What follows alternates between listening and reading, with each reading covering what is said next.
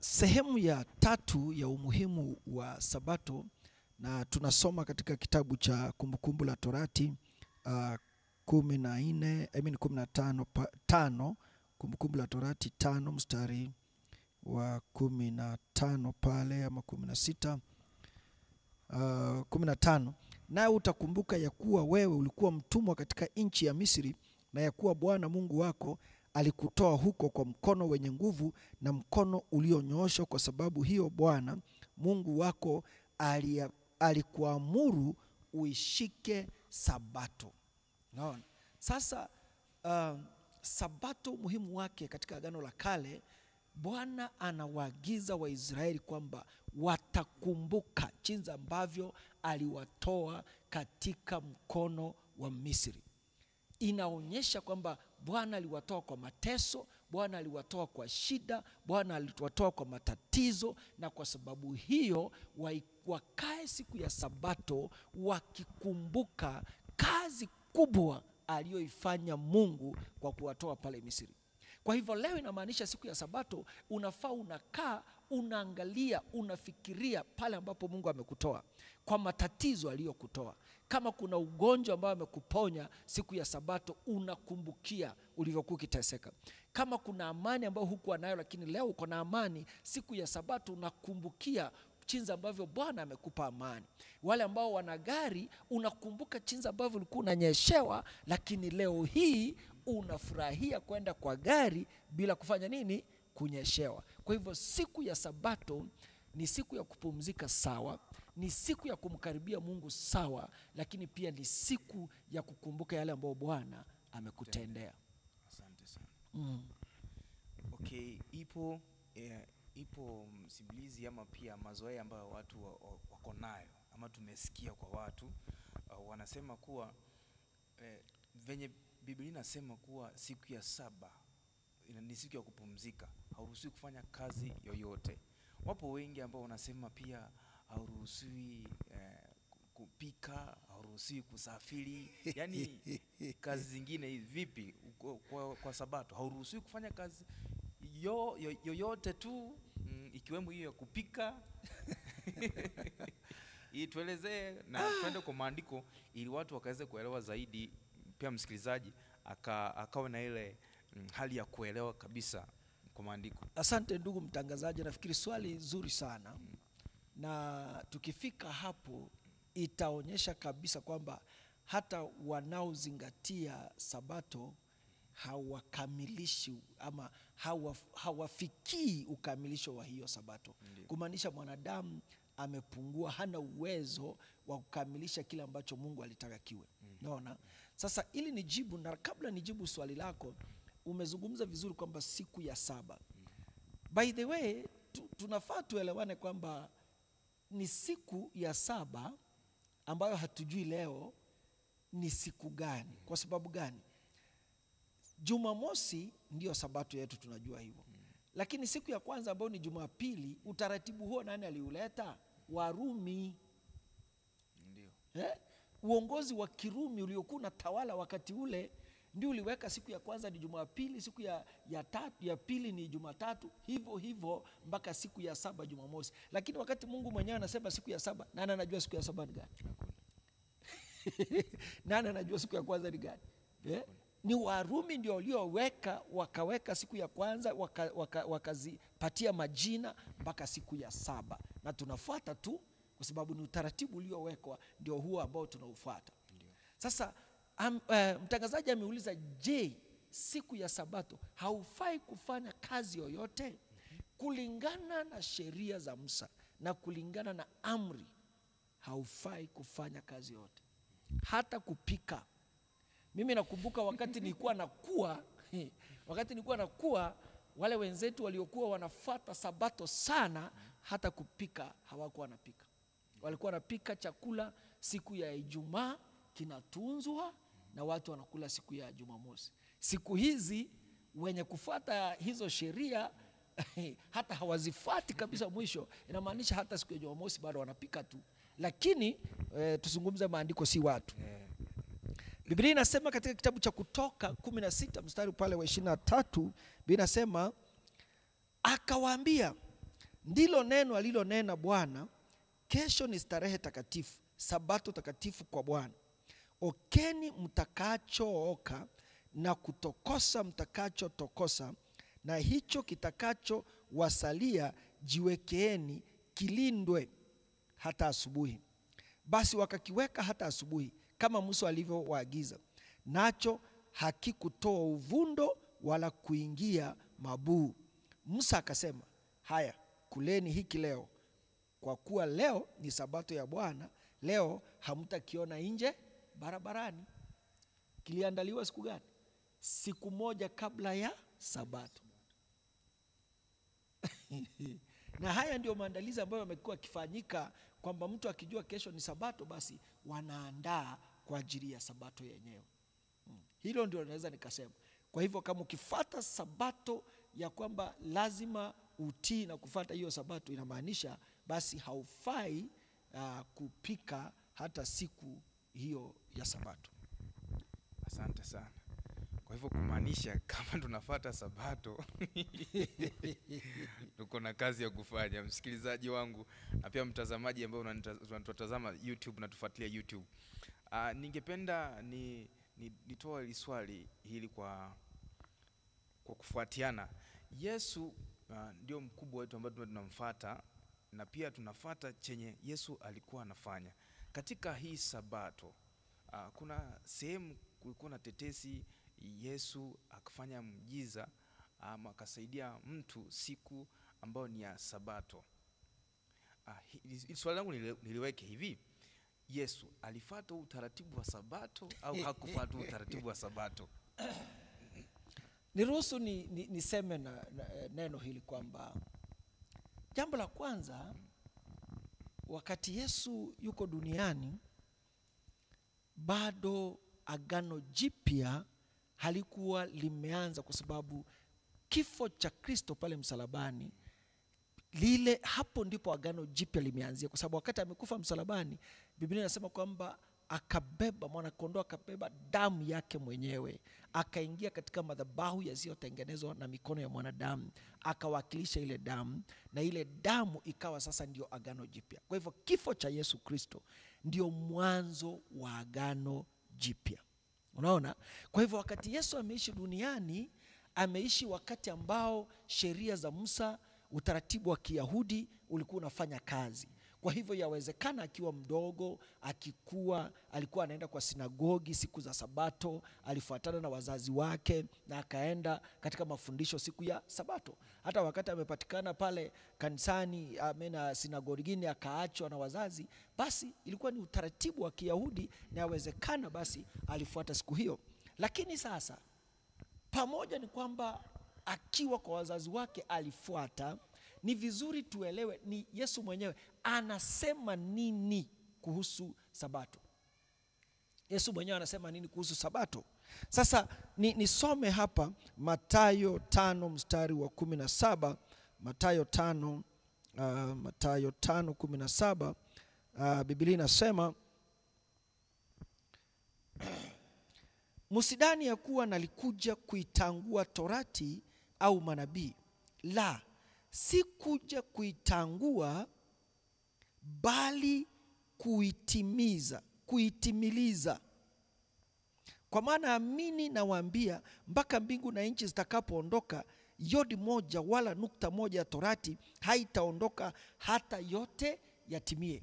Kwa hivyo Kristo hakuja kuondoa sheria, hakuja kuondoa siku ya sabato, amekuja kuitimiza. Unajua sasa watu wanasema hakuja kuiondoa, wanaachia hapo. Ukweli hakuondoa. Ukweli ni kwamba siku ya sabato ni siku ya saba, ambayo kwa leo ni Jumamosi. Hiyo ndio siku ya sabato. Hakuiondoa, hakuibadilisha. Lakini angalia sehemu ya pili. Alikuja kufanya nini? Kuitimiza. Anaitimiza sabato namna gani? Sabato maana yake ni pumziko. Sasa Yesu anakuja, anakuwa pumziko kwa wanadamu. Unaona? Maana jambo ama Biblia ni jambo la kiroho, si jambo la kimwili. Unaona? So sabato ni neno la kiroho. Pumziko ambalo tunazungumzia sio kupumzika tumekaa nyumbani eti ndio kupumzika sasa hiyo ndio sabato. Hamna. Pumziko tunalolizungumzia ni jambo la kiroho. Wakati Yesu anaingia kwa moyo wako, yale mateso ya kipepo yanakuondokea, unapata pumziko la milele. Unaona? Ndio pale nikakwambia Mungu alipumzika siku ya saba na hakurudi kufanya kazi. Ukiingia ndani ya Yesu unapata pumziko la milele. Haurudi tena kwa mateso ya jana. Na nielewa? Ndio maana Wakristo, ukiwa ndani ya Kristo hauwezi ukapagaliwa na pepo. Ukiwa ndani ya Kristo huwezi ukapagaliwa na pepo. Umeingia katika pumziko la milele. Kristo amekupea pumziko. Pepo linatoka wapi? Wakristo walio kanisani wanaopagaliwa na mapepo ni wale wanaojichanganya, wanaotembea dhambini. Leo wako kanisani lakini kesho anatenda dhambi. Sasa unafungua mlango, pepo anaingia, inamaanisha pumziko umelikatisha. Lakini yule ambaye ameokoka na anakubali kutulia kwa Bwana, ameingia katika pumziko la milele. Ameingia kwa sabato ambayo ni Yesu Kristo. So sabato halisi ni Yesu. Sabato ya ukweli ni Yesu. Hilo ndilo pumziko la milele. Na Yesu mwenyewe pia anarudi anasema Marko 2 pale 27, Marko 2:27, nikupeleke mbio pale Marko 2:27. Yesu anasema, akawaambia, sabato ilifanyika kwa ajili ya mwanadamu, si mwanadamu kwa ajili ya sabato. That's very important. Sabato ilitengenezwa kwa ajili ya mwanadamu, kumaanisha sabato ni kama ni mfanyakazi wa mwanadamu, kwa ajili ya mwanadamu, si mwanadamu kwa ajili ya sabato. Sasa wakati unachukua sabato ama siku ya sabato, inakuwa ni kama ni mateso. Unaona? Inakuwa ni sheria ya kukandamiza. Sasa hiyo inamaanisha kwamba mwanadamu alitengenezwa kwa ajili ya sabato. Hamna. Sabato ilitengenezwa kwa ajili ya mwanadamu. Yaani pumziko lipatikane kwa ajili ya mwanadamu. Kwa hivyo nikiingia katika pumziko hilo, pumziko linafaa linitumikie, sio mimi nitumikie pumziko. Unaona? Yes. So sabato ni baraka ambayo Mungu aliachia kwetu, na ni baraka ya kiroho. Haijakuwa pale ni sheria, ni jambo la kutesa watu, sijui usifanye hii, sijui usifuate hii, unaona? Hamna. Sisi tukishafika kwa Kristo ambaye ndio sabato ya kweli, tunapumzika na tunapumzika milele. Ndio maana lile swali uliouliza kwamba Yesu akawa anafanya maneno siku ya sabato mpaka wale wakakasirika. Unajua alikuwa anawashangaa. Hawa watu wanafundisha Torati lakini hawaelewi kwamba Torati inakamilika kwa leo. Mimi nikuulize hivi, saa hii ama mchana huwa mtu ako na kivuli. Ukienda kwa mtu, unaenda kusalimia kivuli ama umsalimia mtu mwenyewe? Nijibu mtangazaji, wasalimia kivuli ama mtu mwenyewe? Mtu mwenyewe. Sasa leo ukienda kusema eti siku ya sabato, unasalimia kivuli. Sabato ni kivuli cha Kristo ambaye ndiyo sabato halisi. Unaona? So siku ya sabato ilikuwa inatangaza kuja kwa sabato ya kweli ambayo ni Yesu. Ukiingia kwa sabato ya kweli ambayo ni Yesu, unapata pumziko la milele. Unaona? Yesu anasema pale kwa Mathayo 12, Mathayo 12 pale, Mathayo 12 mstari wa, maneno haya ni mengi, lazima tuangalie mistari vizuri. Na tazama, yumo mtu mwenye mkono umepooza, wakamuuliza wakisema, ni halali kuponya watu siku ya sabato? Unaona? Wanamuuliza ili wapate kumshtaki kulingana na sheria ya nani? Ya Musa. Ni halali kuponya siku ya sabato? Sasa hata Yesu anashangaa. Kupona ni pumziko. Kwa hivyo akipona atakuwa ameingia katika pumziko la milele. Atakuwa ameingia katika sabato. na wewe unaangalia siku badala ya kuangalia lile tendo la kuingia katika pumziko. Akawaambia, ni mtu yupi miongoni mwenu mwenye kondoo mmoja, na yule kondoo ametumbukia shimoni siku ya Sabato, asiyemshika akamwopoa? Je, mtu ni bora kuliko kondoo? Mtu ni bora kuliko kondoo mara ngapi? Basi ni halali kutenda mema siku ya Sabato. Unaona? Yesu anawaambia kama ni kutoa mtu kwa mateso nikamleta katika pumziko, basi ni halali nikafanya hivyo hata kama ni siku ya nini? Ya Sabato. Kwa sababu gani? Amekuja kutimiza yaliyoandikwa, sheria na utaratibu uliowekwa na Musa, amekuja kuutimiza. Hajakuja kuondoa, amekuja kufanya nini? Kuutimiza. Ndio maana anajaribu kuwaelezea, lakini hawa ni walimu wa Biblia, hawa ni walimu wa Torati, lakini hawaelewi mambo ya rohoni. Wao wameelewa yale maneno waliopewa tu na kuiangalia, lakini ya rohoni ya ndani hawayaelewi. Hayaelewi kabisa. Nafikiri nimekujibu. Ushanijibu. Niongezee hapo kwa hapo nimezungumzia Yesu akawaambia nyinyi hamuangalii pumziko ambalo mtu amepata. Sasa niongezee hapo swali. Je, ni Yesu alivunja Sabato? Kwa sababu wale watu ni kama walikuwa wanaangalia Sabato sana kuliko kile kitendo ambacho Yesu mwenyewe alikifanya. Kimuktadha, Yesu alivunja Sabato kulingana na wao. Nitasema hivi, kulingana na wao Yesu alivunja sheria za siku za Sabato, lakini kulingana na Yesu alitimiza, kwa sababu Sabato ilikuwa ni pumziko. Kwa hivyo hawa waliokuwa kwa mateso aliwapea pumziko, kwa hivyo alitimiza Sabato.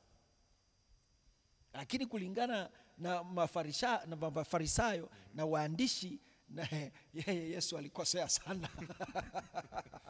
Kwa hivyo kulingana na Mafarisayo, Yesu alienda kinyume na sheria. Yesu alienda kinyume na sheria.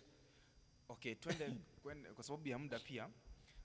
Kwa kanisa la awali ama kanisa la kwanza, ningependa tuende kwa maandiko, utuelezee vipi wao walifuata sheria ya Sabato, ama kama walikuwa wanafuata kwa njia gani walikuwa wanafuata sheria ya Sabato. Na labda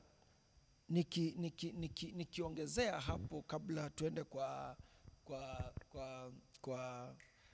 siku ya ama kanisa la kwanza, kuhusu Yesu kuvunja Sabato na jambo kama hilo. Nataka kusema kwamba Paulo anasema kitu ambacho sioni kama ni vizuri nikikisahau. Wakolosai 2 pale Paulo anasema jambo muhimu sana. Wakolosai 2:16 anaingiza neno hilo kwa yale ambayo Yesu alitenda. Basi mtu asiwahukumu ninyi katika vyakula au vinywaji, au kwa sababu ya sikukuu au mwandamo wa mwezi au Sabato. Nikikuja kwako ukikunywa, kama unakunywa kitu ambacho hakitakudhuru wewe wala hakitadhuru jirani, nisiwe na swali na wewe. Nikikuja kwako nisikuulize swali mambo ya Sabato. Unaona? Biblia inasemaje? Basi mtu asiwahukumu ninyi katika vyakula au vinywaji, au kwa sababu ya sikukuu au mwandamo wa mwezi au Sabato. Kwa nini? Mambo hayo ni kivuli. Mambo hayo ni kivuli cha mambo yajayo, bali mwili ni wa Kristo. Amen. Unaona? Paulo anakubaliana na kile ambacho Yesu alikuwa amesema pale. Sasa nikikuja katika sehemu ambayo umeuliza kwamba je, kanisa la kwanza lilifuata Sabato siku ya Jumamosi? Hamna. Na hapo ndio watu wanakosea. Wanasema kwamba kuabudu, watu wameabudu, wamekuja kubadilisha baadaye. Hamna. Kanisa la kwanza kwenye Biblia ndilo limebadilisha kuabudu, wakatoka kuabudu siku ya saba, wakaingia kuabudu siku ya kwanza ya juma. Kwa nini? Kwa sababu wakati Yesu amefufuka, waliona ule umuhimu ambao Bwana amesababisha umuhimu huo ukatokea kwa mwanadamu. Wakawa wanakumbuka jinsi ambavyo Yesu ameteseka na kabeba mateso yao yote na akaleta amani. Sasa kufufuka kwa Kristo kulionyesha ushindi na mwanzo wa agano jipya. Kwa hivyo kanisa la kwanza wakasema wataendelea kukaa katika kivuli ama kwa mwili wa Kristo. Wakaja kwa ajili ya siku ya kwanza ya juma, ambayo by the way ni siku ya 8. Unaona, tukitoka siku ya 7 tunaenda ya 8, ambayo pia ndio siku ya kwanza. Wakaja siku ya kwanza ya juma kwa ajili ya kuonyesha umuhimu wa kufufuka kwa Kristo. Sasa wakawa wanakutana hiyo siku kila siku ya kwanza kwa ajili ya kukumbuka kufufuka kwa Kristo. Na ni neno ambalo limeandikwa kwa Biblia, si mambo yangu. Tuende Matendo ya Mitume pale 20 mstari wa 7. Matendo ya Mitume iko wapi? Matendo ya Mitume 20 mstari wa 7, Biblia inasema hata siku ya kwanza ya juma. Siku ya ngapi? Ya kwanza ya juma, ambayo ni Jumapili. Tulipokuwa tumekutana ili kumega mkate. Kumega mkate, kwani unamegwa wapi? Kwenye ibada. Yes. So walikuwa wamekutana wakifanya ibada. Paulo akawahutubu akiazimu kusafiri siku ya pili yake, naye akafuliza maneno yake hata usiku wa manane. Wale walikuwa wanafanya ibada hawakuwa wanapima, si kama siku hizi eti masaa 2, masaa 3. Walikuwa wanafanya ibada mpaka wakati maneno ya Roho Mtakatifu yataisha. So walifuliza mpaka saa 8 ya usiku. Lakini ilikuwa siku ya ngapi? Ya kwanza. Na si hapo tu, mtu anaweza akasema hiyo ni mambo tu, ni hapo tu. Hamna. Wakorinto wa kwanza 16, Paulo anawaagiza wapendwa wafanye nini? Wakorinto wa kwanza 16 mstari wa 2 pale Biblia inasema, siku ya kwanza ya juma kila mtu kwenu na aweke akiba kwake kwa kadiri ya kufanikiwa kwake, ili kwamba michango isifanyike hapo nitakapokuja. Anawaeleza nini? Siku ya kwanza ya juma, Jumapili, kila mtu kwenu na aweke akiba kwake. Unajua hiki ni Kiswahili. Kiingereza sijui niingie kwa Kiingereza kidogo tu. Upon the first day of the week let every one of you lay by him. Acha niende pale nisome tafsiri nyingine kidogo, maana hiyo ni tafsiri ya nikuonyeshe.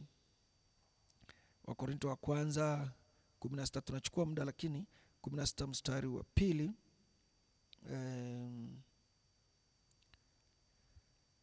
On the first day of the week let each one of you lay something aside, storing up as he may prosper, that there be no collections when I come. Yani kusiwe na makusanyo yote wakati Paulo atakapokuja, lakini siku ya kwanza kila mtu aweke akiba. Yani kila mtu atoe matoleo siku ya kwanza kwenye ibada, ili watoe, waendelee kutoa, wakiweka akiba, atakapokuja wasitoe tena. Iwe ni maandalizi. Yani Paulo alikuwa anawafundisha jinsi ya kujiandaa kufanya mikutano. Ndio maana siku hizi tukifanya mkutano tunajiandaa, tunatoa matoleo mapema kabla mgeni aje. Yes. Paulo anawaonyesha siku gani hiyo? Siku ya kwanza. So kanisa la kwanza, huyu Paulo ni mtume. Paulo ameandika vitabu 13, anaabudu siku ya kwanza. Wewe unasemaje eti sabato haikubadilishwa? Sabato imebadilishwa na kanisa la kwanza, na iko kwenye Biblia, si mambo yangu. Kwa hivyo sabato, niseme hivi, siku ya sabato ni Jumamosi, lakini siku ya kuabudu imebadilishwa na kanisa la kwanza. Na nielewa. Siku yenye watu wanakutana kuabudu imebadilishwa mpaka siku ya kwanza. Lakini ijulikane kwamba tangu Kristo aje na tukapata kujua umuhimu wa pumziko, tunamwabudu Kristo kila siku, sio Jumamosi tu, sio siku ya Sabato peke yake. Tunamwabudu Jumatatu, Jumanne, Jumatano, Alhamisi, Ijumaa, Jumamosi na Jumapili. Ila siku ya kukutana walikutana siku ya kwanza ya juma. Sijui kama utakuwa umenijibu swali ambalo lilikuwa nimeandaa nikuulize kabla twende kwa hitimisho, kwamba haswa sana siku sasa ya Sabato ni siku gani? Ni Jumapili, ni Jumamosi? Sababu ili natatiza kila mtu, kila sehemu watu wanashindwa. Je, ni Jumapili mimi niko sawa, au ni Jumamosi yule ipo sawa? Sasa ninakujibu hilo tukimalizia. Lakini kabla nijibu hilo, watu wamekuwa wakisema ni mwanadamu alibadilisha siku, haiko kwa Biblia, ni mtu tu alisimama na wakamtaja Konstantini. Wengi wanasema Konstantini aliweka siku ya Jumamosi, siku ya Jumapili kawa siku ya Sabato. Nataka kusema kwamba Konstantini sio yeye aliyebadilisha, ingawa kuna sehemu kubwa aliyoifanya. Maana aliratibisha kirasmi, aliandika kwa gazeti la serikali. Konstantini alikuwa kiongozi wa Kirumi na katika karne ya 4. Kwa hivyo aliratibisha kirasmi Jumapili kama siku ya kuabudu. Lakini sio yeye aliyebadilisha, kwa sababu waliobadilisha ni mitume. Mitume waliokuwa pamoja na Yesu, mitume waliotembea na Yesu, mitume walioanzisha kanisa la kwanza, ndio waliotoa ibada Jumamosi wakaileta Jumapili. Sasa kama mitume waliotembea na Yesu wamefanya hivyo, wewe ambao umeokoka juzi, wewe ambao umemjua Yesu leo, unaanza kusema haiwezekani, ni makosa. Makosa ya wapi? Mtu akiabudu Jumatatu hamna shida, na kushtua. Mtu akiabudu Jumanne haina shida. Ama nikusomee maandiko basi. Wacha tuende Warumi. Wacha tuende Warumi pale 14. Warumi 14, naona unataka kunikatisha hapa, yawezekana muda umeisha. Warumi 14, my God. Utanipeleka Warumi 14 haraka. Warumi 14 mstari wa 5 pale, 14 mstari wa 5.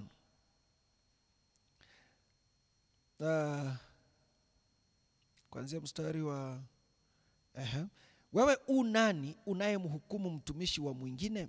Kwa bwana wake mwenyewe yeye husimama au huanguka. Naam, atasimamishwa, kwa kuwa Bwana aweza kumsimamisha. Mtu mmoja atafanya tofauti kati ya siku na siku, mwingine aona siku zote kuwa sawa sawa. Mtu mmoja atafanya tofauti siku na siku. Kuna wanaoona Jumamosi ni muhimu sana, kuna wanaoona Jumapili ni muhimu sana. Lakini kuna wale ambao wanaona siku zote ni sawa. Ni Biblia inasema kila mtu na adhibitike katika akili zake mwenyewe. Kila mtu na adhibitike katika akili zake mwenyewe. So Biblia inaendelea kusema kwamba yeye adhimishaye siku huadhimisha kwa Bwana, naye alaye hula kwa Bwana, kwa maana amshukuru Mungu. Tena asiyekula hali kwa Bwana, naye pia amshukuru Mungu.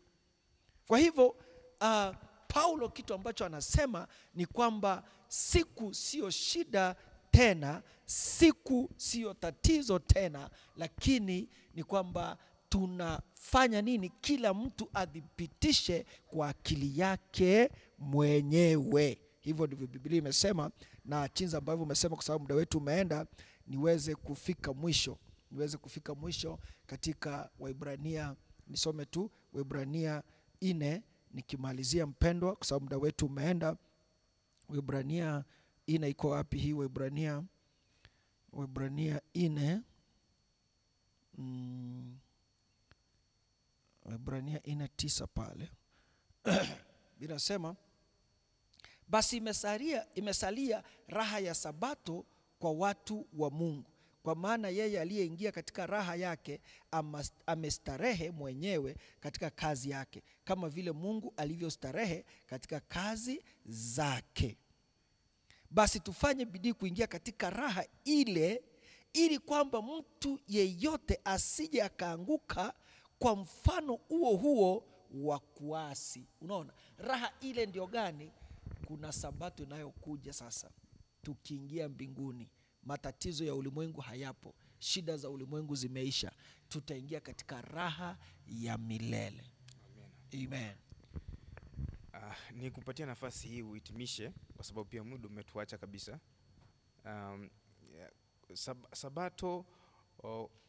Sabato ni siku ambayo ni pumziko, na kumalizia ni kwamba kwa sabato unaruhusiwa kufanya kazi baada ya ibada.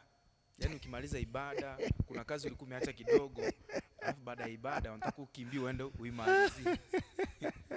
Amu ukasema jana ulifanya kazi, so leo ni ibada, acha niache, kesho baada ya ibada nitakuja nikamalizia kaka kazi. Mimi kitu ambacho nafikiri nimeeleza ni kitu kimoja, kwamba sabato ni pumziko. Ukishaelewa kwamba Kristo ndio pumziko halisi, Kristo ameingia ndani yako kama pumziko, mimi sioni kama siku wala masaa ni muhimu. Kitu muhimu ni Yesu Kristo awe pumziko lako la milele. Amen.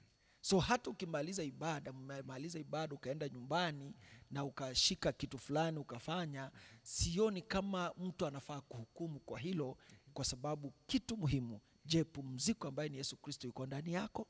Kama yupo, bas you are done. Asante msikilizaji na pia mtazamaji ambaye unatazama YouTube na msikilizaji wa CTR Radio. Tumefikia tamati, na kwa tamati hii tunakuomba uendelee kushirikiana nasi. Kila Jumanne tutakuwa na kipindi cha Imeandikwa, na tutakuwa tunakujuza katikati ya wiki ni kipindi gani kitakuwa kinafuatia, na pia unaweza tutumia ujumbe mfupi kwa nambari ya